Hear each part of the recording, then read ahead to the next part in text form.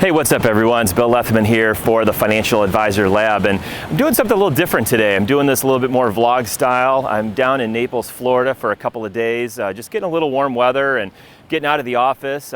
Met with a couple clients while I'm down here, but really the primary purpose of this is to just kind of recharge my batteries a little bit and kind of regroup. And January was incredibly busy for us in a good way, but what I think sometimes getting out of the office can do for us is just give us a little bit of an opportunity to rethink some of our processes and really kind of take a look at the big picture. Because I think oftentimes when we're in the day-to-day, I think it gets really hard to do that and take a step back and look at our practice and how can we make our practices a little bit more efficient. So anyway, that's what I wanted to talk to you about. So I had an opportunity, I guess, while I was on the plane and kind of went through a little bit of our processes in a couple categories. And we talk a lot about automation, or at least that's my plan, is to talk a lot about automating our practice. And that can really be some very basic things. But what I want you to do as you start thinking about automating your practice is think about those things and that you do on a repetitive basis. You know, maybe it's emails that you send out that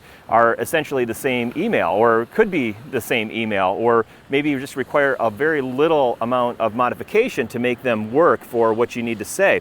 And maybe you just do something as simple as keeping those in a Word document, and then you kind of cut and paste them into your email and send those out. But at least you don't have to recreate it every single time. We've taken that a lot of steps further, and I'll give you an example. So what I worked on the plane was our financial planning fact-finding process. And so we have a lot of this stuff automated, and it basically begins with the point when they purchase that financial plan. And we have an online shopping cart, something we'll talk about here on the channel a little bit, but basically from the time that order goes in, there's a whole series of automation that gets triggered. So the first thing is they get a welcome email. And obviously that's something we don't have to rewrite every single time, but it's basically like, hey, welcome to our financial plan. This is the things that are gonna happen. And it gives them a little bit of a expectation, you know, what's going to happen next, how long is this process going to take. And so they get that, and they also get in that first welcome email, they get the ADV disclosure documents. So, you know, it's something, as you know, is required to send out to every single client that you engage with. And this way they're getting that, and it's making sure that you're staying in compliance. Then about 5 minutes later, they get a second email, and that second email is the DocuSign for the financial planning agreement. So we don't have to worry about tracking them down or mailing it out or sending things back and forth. It goes through an automated DocuSign system, and they can electronically sign for the financial planning agreement. And then you're in compliance with that. And then once that comes back, they get a third email, and then that third email essentially gets them logged into the fact finder, and they can start digitally putting some of their information into the plan. And we use a program called PreciseFP. I'll probably do a video or talk a little bit more extensively about that. It's a little bit of a love-hate with PreciseFP, to be honest. You know, it does a lot of things very well. It's a little clunky. We've spent a lot of time kind of customizing it and getting it to do what it is that we want to do, but PreciseFP is what we use. And inside PreciseFP, once they're logged in, they can enter all of their information, their dates of birth, they can put their salaries in there, they can put information about their Social Security, their investment accounts, all of that, and they can even upload statements directly to PreciseFP. So that's a secure way that they can get that information to us and make it easy, super easy for them to do. Clients seem to like it and seem to be definitely very comfortable with the whole process. But again, it's a secure way to do that.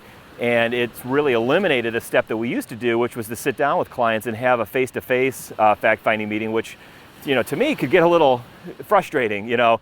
And basically you've got clients sitting down and you're asking them about how much they spend on their electric bill, and they're going through their checkbook, and you know, sometimes they're not as organized as you like them to be. And so we just completely eliminated that whole step out of our process, and we kind of put the fact finding on them, and they seem to like it. They can put their information in on their own. So they get that. So they go through that, and they can open and close it. And then once they're done with that PreciseFP form, then they click a submit button, and then all of that information comes back to our office. And then that triggers a couple of task reminders for us to go through and say, hey, Mr. and Mrs. So-and-so have finished their fact finding. We need to review their data. And then so we'll review that. And then once we make sure we have all of the information, and we might need to do a little bit of back and forth follow-up with them to get some items that maybe we weren't clear on, or they didn't send in to us the first time. But once we get all of that information back, then we can send another piece of automation that's an email saying, hey, it looks like we've got everything we need to do your financial plan, and the next step is to schedule a plan presentation with us. And so they have we have an online schedule tool that we use where they can go directly into a calendar system, and they can see my whole wide open schedule and pick a time that works for them. And I've carved out time blocks that I put on my calendar where we make these things available to them. But it also removes a lot of back and forth on scheduling an appointment too. You know, when is my availability? What is their availability? Maybe if they're trying to coordinate it with a spouse, that could be a little bit more challenging as well. And so it eliminates a lot of the back and forth with us emailing a couple of dates, and then they come back and say, hey, those dates didn't work, or I was out of town, can you send me some more dates? And so, you know, thinking ahead about all of these different things that you might be using as a part of your practice. So anyway, they schedule the plan presentation. A lot of our clients now, because we do so many online videos, they're coming to us from really not only all over the country, but sometimes they're US citizens that are living abroad. We've got clients in China, Australia, we had a client in Papua New Guinea, we had a client the Marshall Islands. So it's just really interesting. So we do a lot of Zoom meetings, and so now as part of our automation process, not only can it schedule that meeting, but it automatically creates the Zoom meeting too. And that doesn't take a lot of time for somebody to go in and do that manually, but again, it does save us a pretty good chunk of time, because now that's automated. We don't have to go in to Zoom, create the meeting, and then send the Zoom link to the client, and then make sure it gets put on my calendar, make sure I've got the Zoom meeting link. And so anyway, and then that goes all the way through. We do have a follow-up to that, so there's another process that goes through the plan presentation, follow-up steps of that, and then basically we go through that entire process. And if it's a new person, then what we want to do is we want to figure out where they go from there. You know, is it somebody that's going to be part of our ongoing financial planning, or somebody that might be a good asset under management category client? You know, we'll look at where we put them from there, and get a little bit of sun there. But anyway, you know, I wanted to lay that out. That maybe seem very detailed for you at this stage, but I wanted to kind of paint that picture of what automation could look like, and think about, you know, gosh, if you had that running consistently for your practice, and you didn't have to do that back and forth, whether you're doing this all on your own as a solo practitioner or you have an assistant, it's something that can really free up a lot of your time. And so seeing what that possibility is, I think, is the main purpose of me making this video here today. And sorry for a little shaky camera. You don't realize how heavy a little camera is to hold as for however long this video is. I guess it's maybe 8 minutes or so. But anyway, you know, there you have it. You know, there's the automation, you know, and definitely a big fan of getting out of the office, and it's a good way to just clear your mind, think about those processes and things that you could improve on in your practice, and not only maybe free up some time for you, but again, the goal with all of this stuff is we really want to deliver a better client experience. You know, we want clients to enjoy this process, and having a clearly defined process lets the client know where you are in the phase. You know, do you have all the information that you need? Is there anything else that you need from me? And having all those emails, looking at, in a perfect world, if you had endless amounts of time to send them an email after everything that was done, what would those emails look like, and how many emails would they be? And you don't want to overwhelm them, but you know, it's like, hey, we got your financial planning agreement.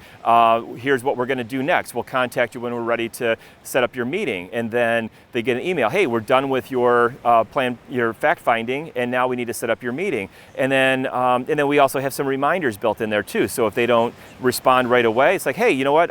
Sent you an email the other day. Wanted to let you know again, we're done with your fact finding, and it's time to set up your meeting. So anyway, just thinking about those things. Hopefully you're finding this stuff helpful. Again, if you're watching this on YouTube, we don't have the ability to engage in comments here, because all of our videos, even this one that doesn't have anything to do with clients, still has to go through our compliance department, and because of that, we can't have any open comments on the YouTube channel. We're going to probably post it on Facebook, or at least have some links over on Facebook to this, and so there we'll be able to, I think, engage in a little bit more back and forth, put some comments on there and interact with each other. So anyway, with that, make sure you hit the subscribe button on the YouTube channel. That's the best way to grow our audience and get it out there. And if you know other advisors that could benefit from some of this information and enjoy this, please share this and share it with people that you work with. And with that, I'll see you back in one of our next videos, and